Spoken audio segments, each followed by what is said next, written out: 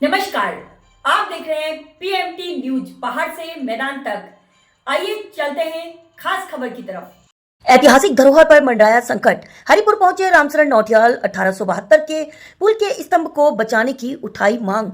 यमुना घाट के निर्माण के बीच पुराने पुल के स्तंभ पर झूला पुल बनाने का सुझाव। पहरेदारी कर प्रशासन का ध्यान कराया आकर्षित। जॉनसर बाबर की ऐतिहासिक धरोहर को बचाने की मांग अब तेज होती दिखाई दे रही है। पूर्व जिला पंचायत अध्यक्ष एवं भारतीय जनता पार्टी के वरिष्ठ नेता रामशरण नौटियाल हरिपुर पहुंचे और वर्ष 1872 में बने ऐतिहासिक पुल के स्तंभ की सुरक्षा के लिए धरने पर बैठ गए। रामशरण नौटियाल का कहना है कि हरिपुर में यमुना घाट का निर्माण लगभग पूरा होने वाला है। भविष्य में यह स्थान आस्था का प्रमुख केंद्र बनेगा और बड़ी संख्या में श्रद्धालु यहाँ पहुंचेंगे।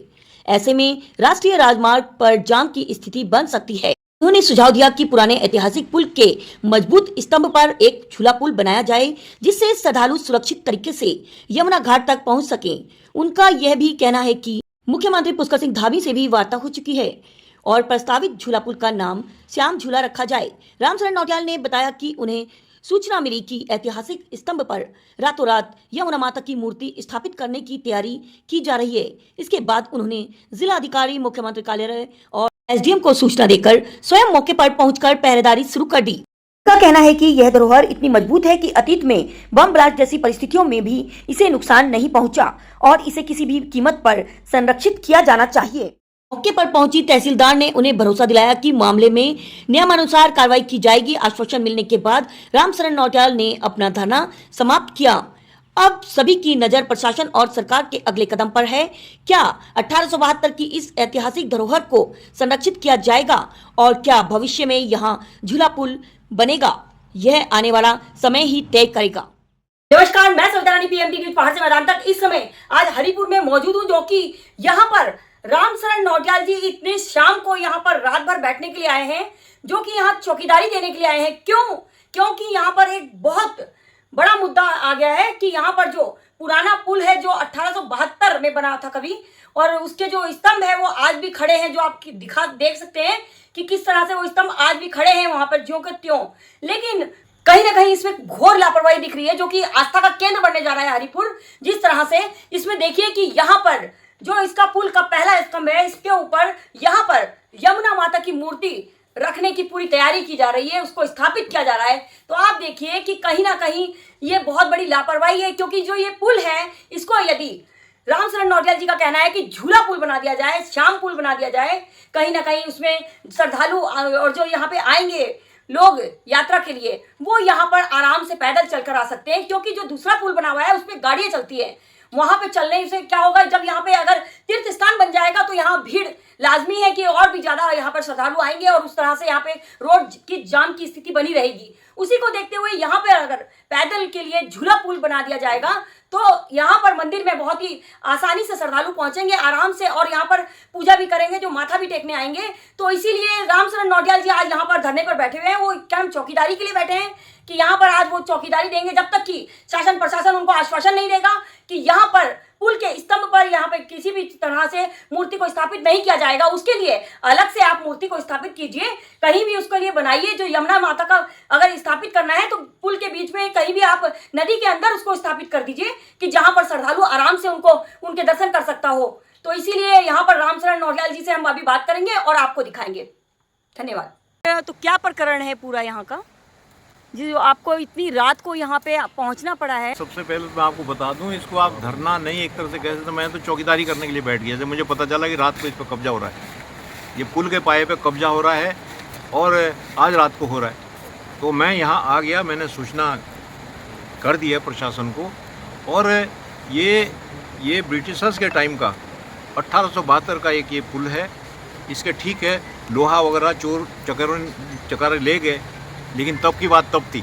आज हम घाट भी बना रहे हैं, इस नदी को खूबसूरत बना रहे हैं। इसकी खूबसूरती के लिए इस पुल को श्याम झूला के नाम से इसको पुरानी तरह से बना लें और पुरानी तरह से इसको उपयोग में लाएं।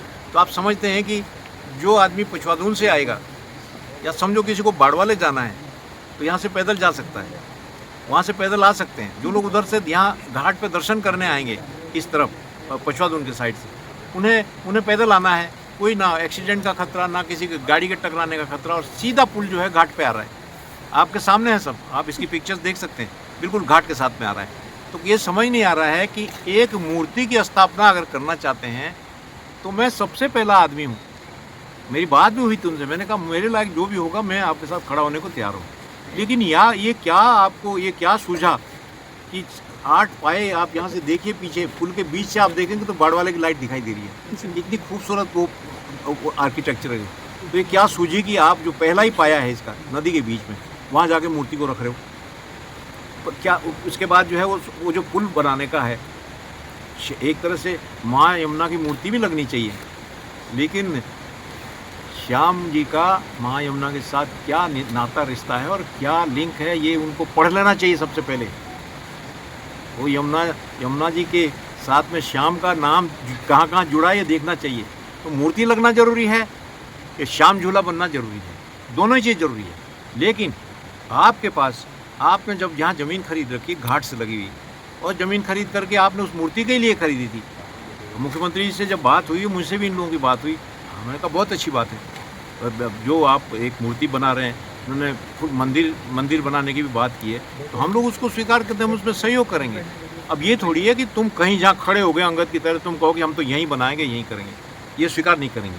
हम इस पुल को बंद नहीं होने देंगे, इसको बनाएंगे, इसको खूबसूरत बनाएंगे। ये इतनी बात मुझे सिर्फ कहनी है।